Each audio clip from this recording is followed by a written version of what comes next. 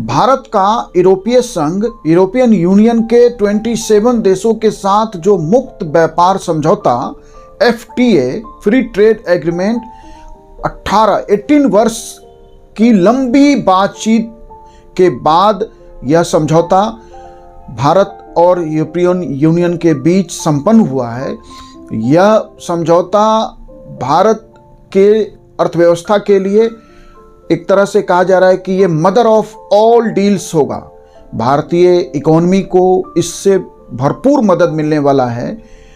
यह पूरा समझौता क्या है, इसका क्या प्रावधान होगा, इसके लाभ क्या होंगे भारत को और यूरोपियन यूनियन को, इन सारी बातों पे हम एक चर्चा करते हैं।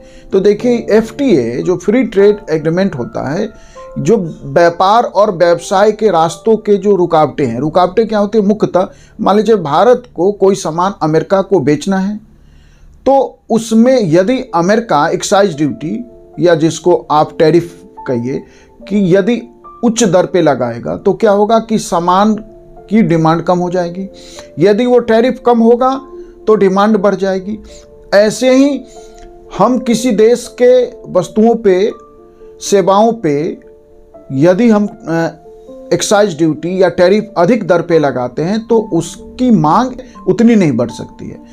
तो व्यापार के, व्यवसाय के रास्तों की जो रुकावटें हैं, बाधा है, स्पेशली एक्साइज ड्यूटी और टैरिफ का, उसको लेके जब कोई दो देश या दो ब्लॉक्स के बीच, जैसे यूरोपियन यूनियन एक पूरा ब्लॉक है जिनमें 27 कंट्री हैं, 45 करोड़ से अधिक जनसंख्या है और $22 ट्रिलियन की इकॉनमी है। वैसे $22 ट्रिलियन की इकॉनमी 45 करोड़ लोगों की अमेरिका की तुलना में कम है। अमेरिका की जनसंख्या 34 करोड़ और इकॉनमी 33 ट्रिलियन के आसपास है। तो अमेरिका तो दुनिया का निश्चित रूप से सबसे बड़ा अर्थव्यवस्था है, लेकिन यूरोपियन यूनियन भी 22 ट्रिलियन के इकॉनमी के साथ एक बहुत बड़ा अर्थव्यवस्था है।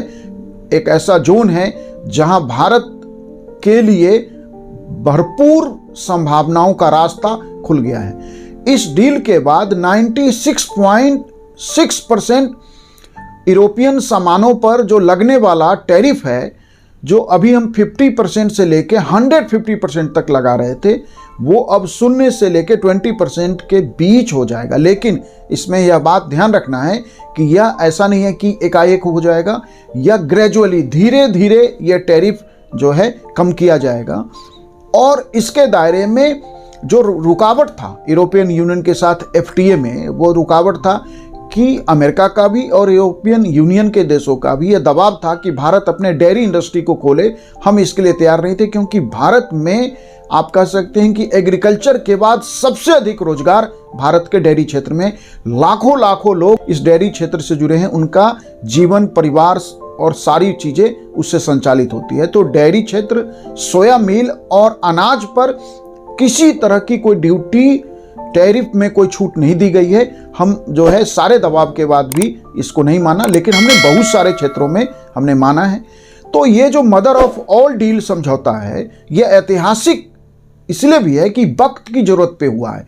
कोई भी समझौता अपने वक्त की जरूरत, उसकी अनिवार्यता और भविष्य तीनों से प्रेरित होता है। वक्त की जरूरत क्या है कि अमेरिका ने जिस तरह से यूरोपियन यूनियन के देशों पे हो, भारत पे हो, आप देखिए कि भारत पे 25% टैरिफ, फिर 25% टैरिफ रूस से अधिक तेल खरीदने के नाम पे लगा दिया गया।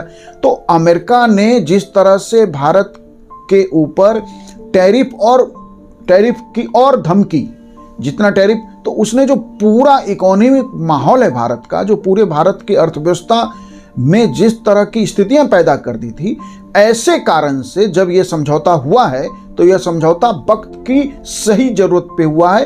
अनिवार्यता थी हमारे लिए भी और यूरोपियन यूनियन के देशों के लिए, और भविष्य भी यूरोपियन यूनियन के लिए भी बेहतर होगा इस समझौते से और हमारे लिए भी बेहतर होगा। तो आप कह सकते हैं कि यह समझौता संतुलित समझौता है। भारत का भी इसमें व्यापक हित आने वाला है, जिसका लाभ हम आने वाले समय में देख पाएंगे, और यूरोपियन यूनियन को। आप देखिए कि अमेरिका ने यूरोपियन यूनियन के देशों के उत्पाद पर जिस तरह से प्रतिकूल और एकतरफा टैरिफ लगाया, और वो टैरिफ ही नहीं लगाया बल्कि यह शर्त भी साथ में नत्थी कर दी कि यूरोपियन यूनियन का देश अमेरिकी उत्पादों पे कोई शुल्क नहीं लगाया। मतलब अमेरिका यूरोपियन यूनियन के देशों पर 15% टैरिफ लगा दिया, लेकिन यूरोपियन यूनियन के देश नहीं लगा सकते अमेरिकी उत्पादों पे कोई शुल्क। यह जो आप कहिए दादागिरी है, या ट्रंप जिस तरह से अमेरिका फर्स्ट नीति के तहत लगातार यूरोपियन यूनियन के देशों के साथ व्यापार की शर्तों में प्रतिकूल फैसले कर रहे थे, वैसे में यह यूरोपियन यूनियन के लिए भी आप कह सकते हैं कि यह समझौता उसके वक्त की जरूरत से आया है, अनिवार्यता से आया है। और यही कारण है कि समझौता के जैसे अंतिम रूप लेने की खबरें आने लगी, वैसे ही अमेरिका ने भी यह संकेत देना शुरू कर दिया कि वह भारत पर लगा हुआ जो अतिरिक्त 25% टैरिफ है वह अमेरिका वापस ले लेगा, क्योंकि रूस से भारत ने तेल खरीदना कम कर दिया है। तो अमेरिका तय करेगा कि हम किस देश से क्या खरीदेंगे, और यदि हम अमेरिकी शर्तों को नहीं मानेंगे तो वो हम पे टैरिफ लगा। ऐसे में भारत की अर्थव्यवस्था को जो नुकसान हो रहा था, उस नुकसान से बचने और उस अर्थव्यवस्था को गति देने के लिए यूरोपियन यूनियन के साथ जो यह समझौता है FTA, ये संतुलित है, ऐतिहासिक है। वैसे इस समझौते के लागू होने में समय लगेगा। इसे पहले यूरोपियन संसद से पारित कराना होगा, उसके बाद 27 जो कंट्री है यूरोपियन यूनियन के, हर देश की संसद इसे पारित करेगा। इसमें लगभग 1 वर्ष का वक्त लगेगा, और उसके बाद लेकिन इससे माहौल जो है वो बनने शुरू हो गया।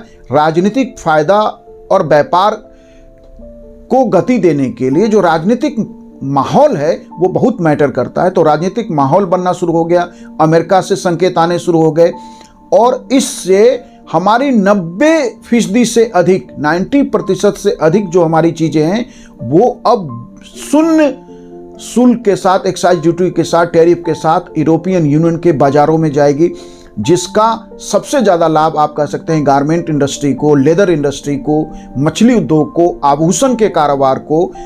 जो ज़बरदस्त धक्का लगा था अमेरिकन टैरिफ से, जो भारत में रोजगार के सृजन में, हम जानते हैं कि गारमेंट इंडस्ट्री व्यापक पैमाने पर रोजगार का सृजन करता है, फिश इंडस्ट्री में लाखों लोग कर रहे हैं, आभूषण के कारोबार में, लेदर इंडस्ट्री में, ये ऐसा क्षेत्र है जो व्यापक पैमाने पर रोजगार का सृजन करता है।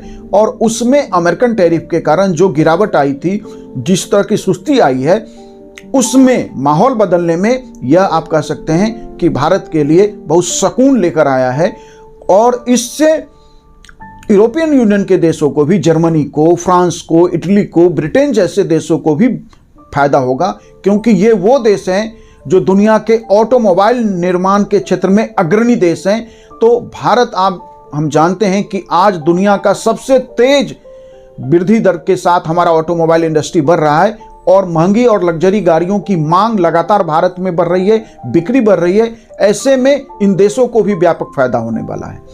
और WTO, वर्ल्ड ट्रेड ऑर्गेनाइजेशन के आने के बाद भी जो विश्व व्यापार में टैरिफ का, विश्व व्यापार में एक्साइज ड्यूटी का, विश्व व्यापार में कंडीशंस की जो शर्तें थी, उसमें WTO बहुत बदलाव नहीं ला पाया। और उन्नत तकनीकी मामलों के कारण ये जो अमीर देश हैं वो उसका मुख्य रूप से फायदा ले रहे थे, क्योंकि, और यही कारण आप देखिए कि यूरोप के देशों में या ज़्यादातर सारे अमीर देशों में उपभोक्ताओं को सस्ती चीज़ें मिलती है, महंगाई वहाँ नियंत्रित रहती है। क्यों? क्योंकि वो तकनीक के मामले में इतना बढ़त रखते हैं कि उस बढ़त का फायदा व्यापार के हर क्षेत्र में लेते हैं। अब वही फायदा भारत को भी मिलेगा इस FTA के बाद। तो ये अमीर देशों के उपभोक्ताओं की तरह हमारे उपभोक्ताओं को भी नियंत्रित कीमत पे, कम दर पे जो है उपभोक्ताओं को सामान मिलेगा, जिससे भारतीय बाजार का भी विस्तार होगा। और भारत के जो खासकर पेशेवर क्षेत्र हैं IT के, उसको भरपूर मदद मिलने वाला है, उसका विकास होने वाला है। भारतीय छात्रों के लिए यूरोपियन यूनिवर्सिटी के दरवाजे और बेहतर तरीके से खुलेंगे, तो भारतीय छात्र वहां जाकर वहां के संस्थानों में पढ़ेंगे, पेशेवर IT क्षेत्र को भरपूर फायदा मिलेगा। तो इससे सामान हो, सेवाओं हो, निवेश हो, बौद्धिक संपदा, इंटेलेक्चुअल प्रॉपर्टी हो, सरकारी खरीद हो, प्रतिस्पर्धा हो, इन सारे क्षेत्रों में इस FTA का लाभ मिलने वाला है। वैसे मदर ऑफ ऑल डील्स यह एक तरह का ये राजनीतिक स्लोगन है, लेकिन निश्चित रूप से एक संतुलित समझौता है और इस समझौते का 22 ट्रिलियन डॉलर से अधिक की इकोनॉमी, 27 देश, 45 करोड़ की जनसंख्या के साथ भारत का व्यापार बेहतर होगा और भारतीय अर्थव्यवस्था के अच्छे दिन जो हैं निश्चित रूप से आएंगे और माहौल में जो बदलाव होगा, जो राजनीतिक माहौल बदला है इस समझौते के बाद, उसका लाभ भारत के अर्थव्यवस्था को होना चाहिए। बाकी हम देखते हैं भविष्य क्या रहता है इसका।